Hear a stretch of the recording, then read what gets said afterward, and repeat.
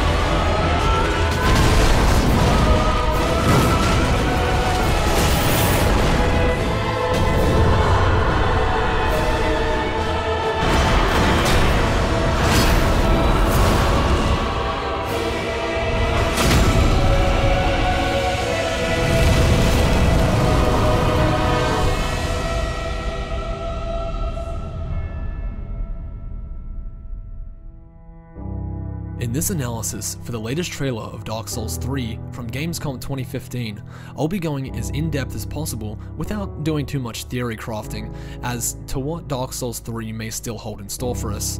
Now, I'll be going into game mechanics, world building, and lore if I can, but if it's got too much to do with theories, then I'll just leave it out most likely.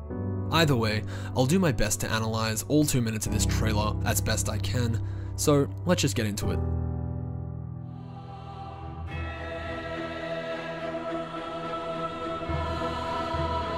Yes, indeed. As they say on pilgrimage. So to start off here, this is a sign that should be familiar to you all if you have a familiarity with the Dark Souls series. This is the Dark Sign, and what the Dark Sign does is it inflicts the curse of undeath upon whoever bears it. So anyone in the world who bears this sign is known as an undead from here on out. The narrator also speaks of pilgrimage. In Dark Souls 1, pilgrimage was a big deal because it had to do with the chosen undead. This may be a similar theme in Dark Souls 3. And just before I let this dialogue finish playing out for the trailer, you would notice that this is the same lady that does the dialogue in the opening scene for Dark Souls 1.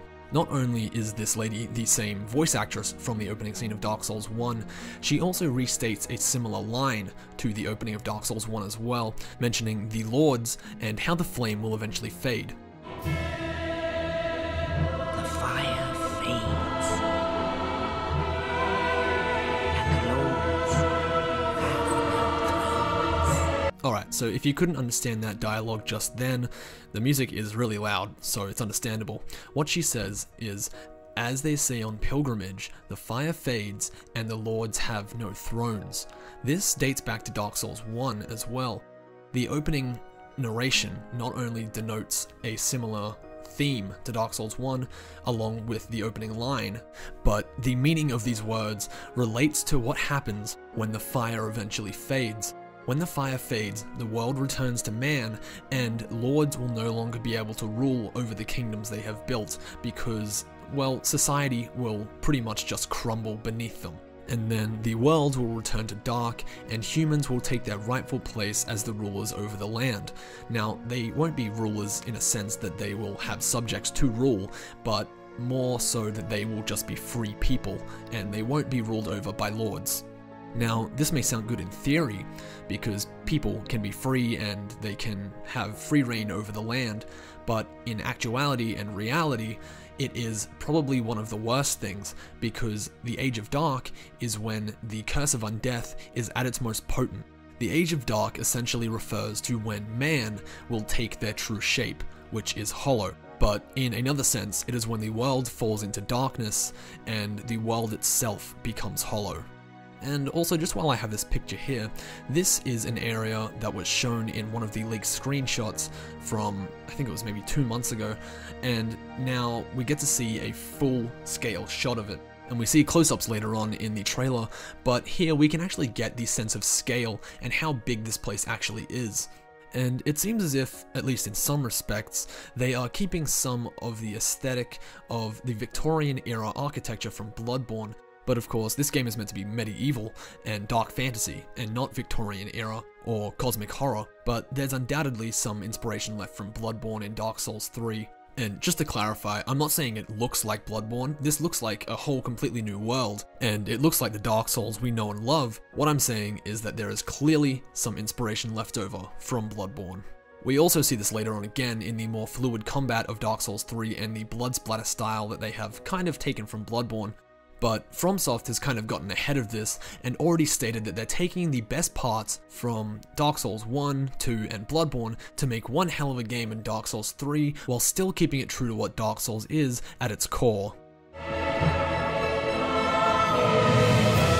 I'm gonna keep saying over and over again that this is an important frame or this is an important picture, but the truth of it is, every scene in this trailer is important.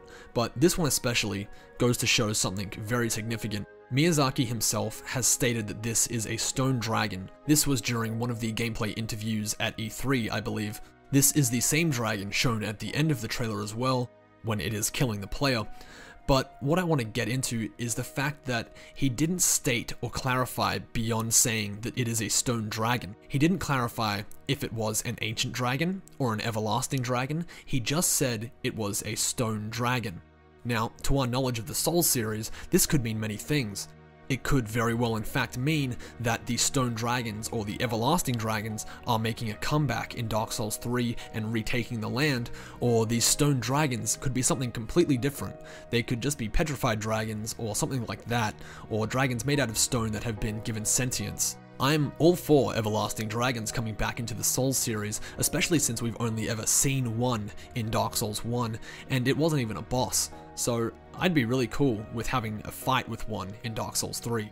The only problem that I see with this enemy being an everlasting dragon is that they were all wiped out in the Age of Ancients by Gwyn, the Witch of Izalith, Nito, and Seath. The only everlasting dragon we meet in Dark Souls 1 is passive and doesn't wish us any harm, even when we cut off his tail for a mere sword. On the other hand though, if From Software did want to re-implement the everlasting dragons into the Souls series, I'm sure they could figure out a way to give them a resurgence in the world. It would only be the lore explanation that would be a bit tricky. It would probably just state that not all of the everlasting dragons were killed and they mostly went into hiding, like the one seen in Dark Souls 1.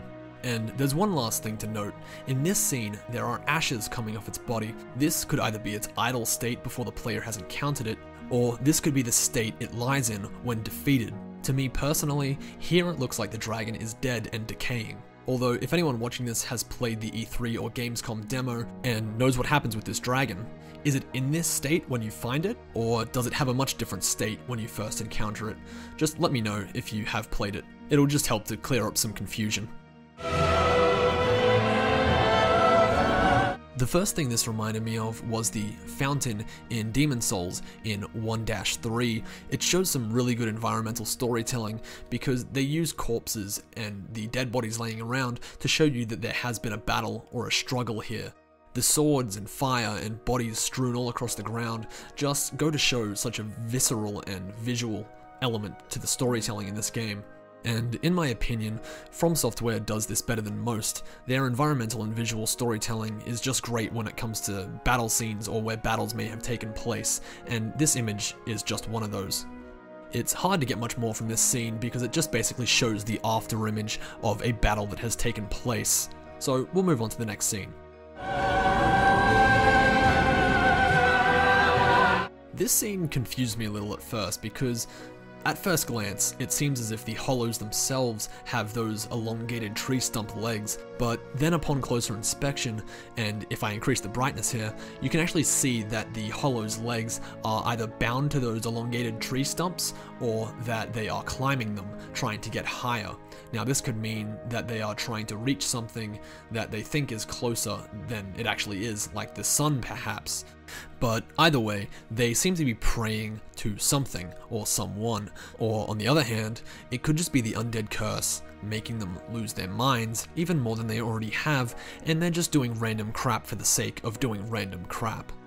The one thing I have to note is that these hollows, unlike other hollows in Dark Souls 1 and 2, seem to have a purpose.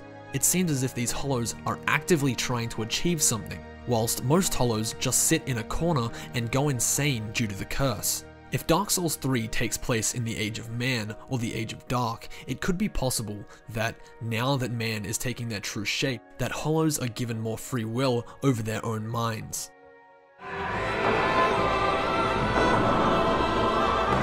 Now, it wouldn't be a From Software game if the game didn't have a jail in it. Bloodborne had Yahad Ghul, Dark Souls 1 had both the Undead Asylum and the Duke's Archives, and then Demon Souls had the Tower of Latria. And this, more than any Souls game so far, reminds me the most of the Tower of Latria. From the color palette to the general aesthetic, and even the enemies, with that first enemy in the foreground holding a lantern, and, well, if they're a mage, man, I hope they're not like the Mind Flayers in the Tower of Latria, because that would be a pain in the ass. I mean, Bloodborne had the Winter Lanterns, but they still weren't. Actually, no, they were almost as bad as the Mind Flayers in Demon Souls. I think I would rather deal with the Mind Flayers than Frenzy. Frenzy and Bloodborne just got way too out of hand when it came to facing those Winter Lanterns. The creep factor is definitely turned up to 11 in this image, and in the background we can see a monstrosity. It has a human head with what seems to be a type of lizard body, or at least something that looks amphibious. Two more things we can take away from this picture are that the first enemy in the foreground is using a branding iron, so they are obviously into torture wherever this prison is. And the second thing is that the other enemy isn't a human, so therefore they probably take in all kinds of monsters as well, and this prison isn't used for just undead or humans. Other than that, there's not much else to look at here, so let's move on.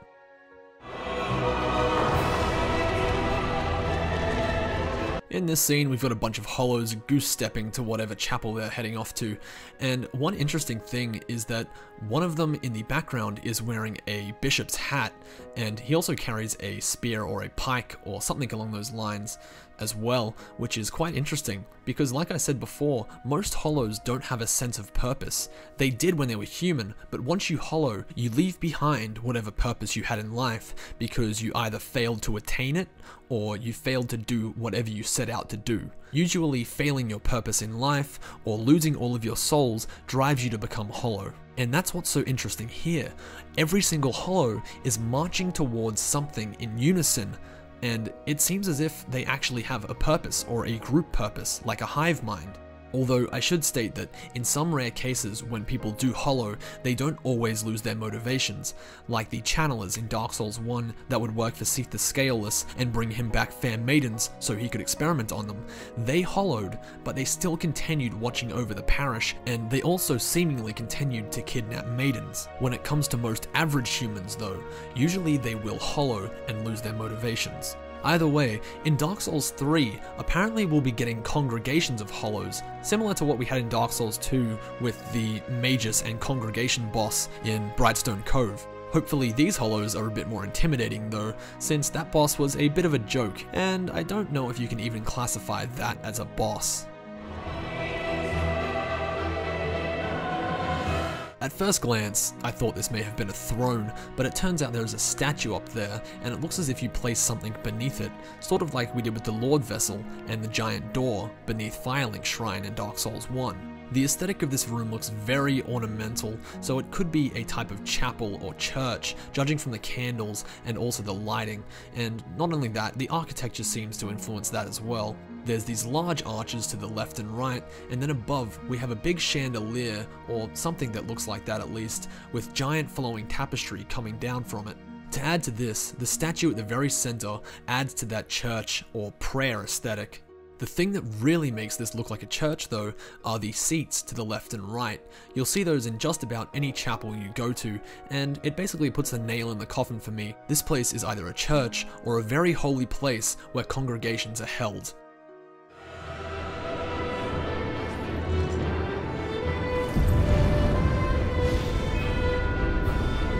In this scene we get to see the new mechanic implemented in Dark Souls 3 that allows us to create our own bonfires. Now, this mechanic is still pretty scarce on the details, but what we know so far is that you can either drag bodies around or find bodies in the immediate area to plug a sword into and therefore create a bonfire. And this acts as a waypoint for your character and also a checkpoint for when you die. This is all in normal Dark Souls fashion, apart from when you have to create the bonfire yourself. Usually bonfires are already set and in the world prepared for you, but in this case, and in Dark Souls 3, you will have to create your own. It's unclear if there will already be set bonfires for you, or if you will have to create your own all the way through the game, but so far, this new game mechanic looks very promising.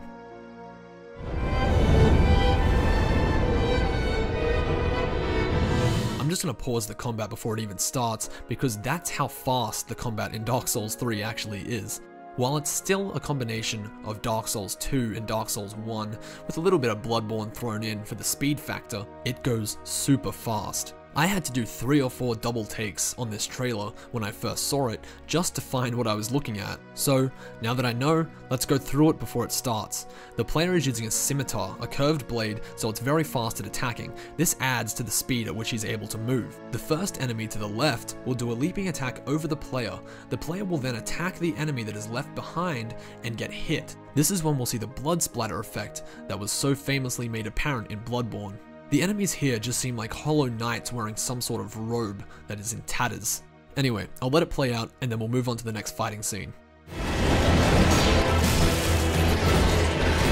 I'm guessing this knight right here is the knight that Miyazaki was referring to in the interviews and the gameplay at E3 when he said that you couldn't take on 2 of them at once. They're kind of like the blue-eyed and red-eyed knights from Demon Souls. Apparently they're that strong, and they should not be taken lightly, especially in early stages of the game.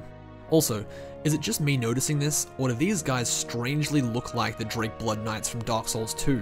I mean, from the helmets to the capes to the shields. They're not using the Great Tree Shield from Dark Souls 2, obviously, because there's new weapons and new armor in this game. But to me, it looks as if there's definitely been some inspiration, not only from Bloodborne, but from Dark Souls 2, which is good to see, because whilst Dark Souls 2 didn't do things perfectly, it still did have its moments, and it still did have some very nice designs. Whilst I've been focusing on mainly the characters and the enemies though, I have forgotten to talk about the environment quite a little bit. If you'll notice, on the ground there are black smudges. I pointed out in a previous video of Dark Souls 3 that this may be Abyss, and we actually may be seeing the resurgence of the Abyss in Dark Souls 3. It could be Abyss, or it could be something completely different, who's to say, but other than that, the environments in this game do look beautiful. Okay, I have to admit, this one has me kind of stumped. I don't know if it's a boss, I don't know if it's a Covenant leader, but from the way it reacts to the player entering, I would probably say boss, and I would say that it has the gravitas of a Lord Soul boss, so it could be possible that this is one of the big 4 of Dark Souls 3. I don't want to jump the gun here, but it could be possible that in Dark Souls 3, we're seeing reincarnations of the Lord Soul bosses in Dark Souls 1, and it may be possible that this boss has links to Nito. I don't have much else to say about this, other than it looks scary as fuck, and I think it would be a pain in the ass to fight if it is a boss, so I'll just continue on and we'll get to some other stuff that I actually do have thoughts about. Alright, so player fighting a generic hollow enemy, what could go wrong? Unless they add a Fusro Da. And this seems like more of a force magic than what I initially thought it was, which was the new sword fighting arts. This attack could be part of the sword fighting arts, but to me it looks more like the force magic that you get in the sorcery department of Dark Souls, and I'm mostly saying that it still could be the sword fighting arts because I don't really know what they are yet, or where their limitations end rather. I don't know if you can have magic sword fighting arts, or if it's purely physical attacks only, but we'll have to find out, so we'll carry on to the next scene.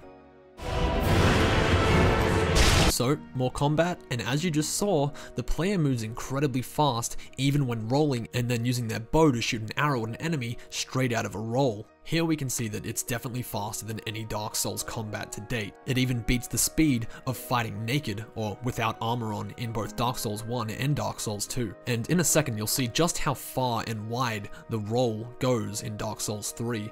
It seems as if they're bringing back the Demon Souls roll. And before I move on to the next scene, I should state that the armor the character is wearing is the armor seen in most of the promotional images for Dark Souls 3. It has embers burning off on the ends, and it makes the armor look as if the character is actively burning. And of course, this just adds to the theory that the player character themselves might be a Lord of Cinder, which would be kind of awesome, so I hope that theory actually ends up being true. And for those of you that didn't like the way Bloodborne handled backstabs, the good old tried and true Dark Souls backstabs return. Whoa, Dark Souls, calm down, calm down. That's some Bloodborne shit right there. And as we see, we have our new spin to win. It seems as if the player is using 2 scimitars and dual wielding, and in my opinion they might as well be using the Blades of Mercy because that shit is fast. Like, that is as fast as the combat in Bloodborne right there, not if faster. I'm pretty sure using the R2 of a halberd weapon in Dark Souls doesn't even go that fast. Anyway, this scene mainly just consists of more generic hollow enemies and the player tearing shit up, so let's move on to the next scene. For those of you that didn't think the Lord of Cinder from the Dark Souls 3 CGI trailer looked like a giant, feast your eyes on this, an actual giant. So there will be giants in Dark Souls 3, evidently, from this picture. The question is though, to what caliber will they be represented within the game? Will there just be one boss that is a giant, or will we see them more constantly throughout the world? Judging from the size of this one, I would say this is a boss, and there's an adaptive boss arena where you have to probably run around and strike different points on him. I suppose it could be akin to the old Iron King boss from Dark Souls 2, where you wait for him to strike his hands down and then you attack him. This giant here could be something similar to that. This enemy is quite obviously a boss, as we see the player fighting him in a second, and there is a fog door in the background. Not only that, but just the demanding presence of this enemy makes you think that it's a boss. This image could either be the scene that plays when you first enter the boss room and the boss activates, or it could be related to another new mechanic in the game called the heat up factor. It happens in boss fights when you get their health down to a certain point. A new stage of the boss fight begins and it gets harder. An example of this would be in Dark Souls 1 when fighting Ornstein and Smo. When you kill one of the 2 bosses, the fight enters its second phase. One of the bosses becomes powered up from the death of the previous, and you must defeat the newly powered up boss to finish the boss fight. Apparently there are going to be many more moments like these in Dark Souls 3.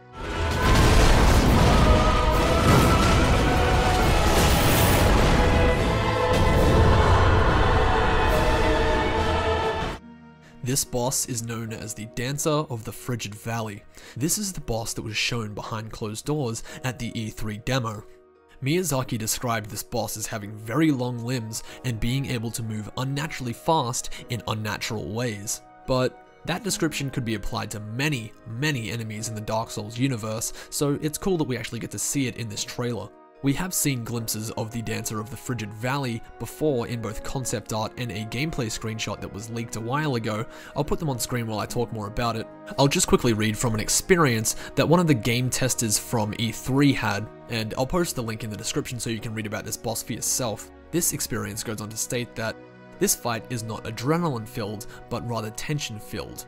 And as we see with many of Bloodborne's bosses, Dancer undergoes a transition somewhere around midway through the fight and gains an additional sword and new abilities, including an impressive whirlwind dance that can shred a player in seconds. This ability reminded them of the Murgo's Wet Nurse boss from Bloodborne. The part here that states that the Dancer undergoes a change midway through is the heat up factor that I spoke about before. Anyway, we're almost done here, and this analysis has gone for a bit longer than I thought it would, so we're going to wrap up in the next scene.